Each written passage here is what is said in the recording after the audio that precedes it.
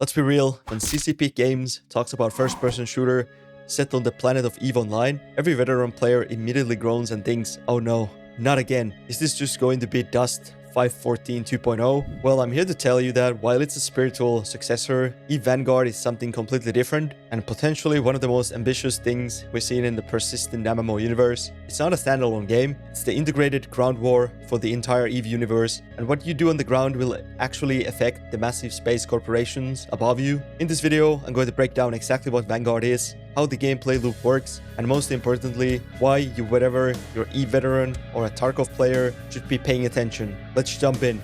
The first thing you have to understand is that Vanguard is not a game you buy separately, it's a module, a new feature built in directly into EVE Online's client. Think of it less like a sequel and more like a massive, high-stakes expansion pack that suddenly lets you ditch the spaceship for a rifle. In this module, you're a Warclone. A Warclone is essentially a clone soldier, an expendable merc for hire. You're the boots on the ground doing the dirty work for the Capsuleers. That's the name for the powerful immortal pilots of a starship in EVE Online. It immediately establishes the hierarchy, right? You're not a big boss, you're a hired muscle. CCP has been trying to realize the stream of unified war since Dust 5.14 on the PlayStation 3, and then again with the cancelled Project Nova. But those projects, in my opinion, failed because they were always segregated, siloed off. Vanguard is their third and frankly most integrated attempt to finally achieve that one universe, one war promise. So what is the game? Moment to moment, it's an extraction shooter. If you played Escape from Tarkov, Hunt Showdown, or even The Cycle Frontier, you know the drill. It's a high risk, high reward. Here's the basic loop. You customize your loadout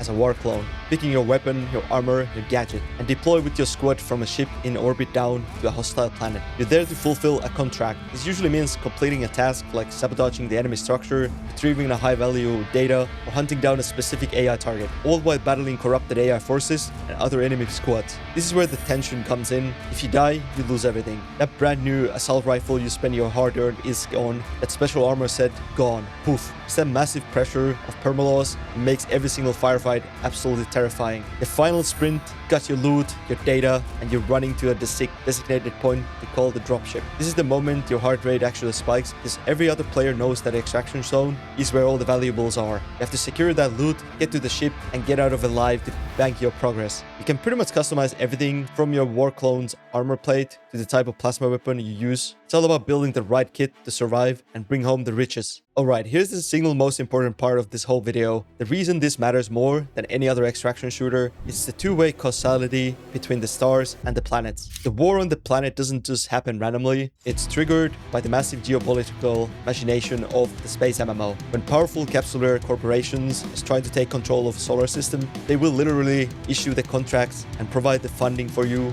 the Warclone, to go do their dirty work. Think about it, it might be a level 10 Warclone taking a high-risk mission that was paid for by the massive alliance, which has lost a 5,000 dreadnought in a battle over that very planet. The space game provides the why. Your actions on the surface have material consequences for the stars above. When you successfully extract data or resources, the stuff gets fed directly into EVE Online's economy. Capsuleers need that specific ground-based data for high-level manufacturing and research. If your squad fails to complete key contracts, that corporation above might not get the resources they need to build their next capital ship. Success or failure on the planet influences things like planetary corruption or resource control, giving your corporate overlords a direct strategic advantage or disadvantage. That's the part that kind of blew my mind. Your squad fight isn't just for personal gain, it's a vital part of the war that has been going on for 2 decades. So who exactly is EVE Vanguard trying to recruit? I think there's a 3 main type of player who will love this. You've been piloting a ship for years, you love the lore, but maybe you're a little tired of the spreadsheets and flying in a tight formation. Vanguard gives you like a new, visceral way to engage with the politics and the territory you've already been fighting for. It's just going to be an alternative way to play EVE. Tactical FPS player. If you love the high-stakes, team-based action of Tarkov or Hunt, you now have a persistent universe where your actions truly echo for weeks and months. Your gear isn't just for your stash, it feeds an actual player economy. The stakes here are just higher, in my opinion. The sandbox newcomer. You're fascinated by the massive scale and player-driven stories of EVE, but you were honestly intimidated by the legendary learning curve. This is your easy button into the universe. You can grab a gun, learn basic combat loop, and start earning ISK, defeat that new Eden machine immediately.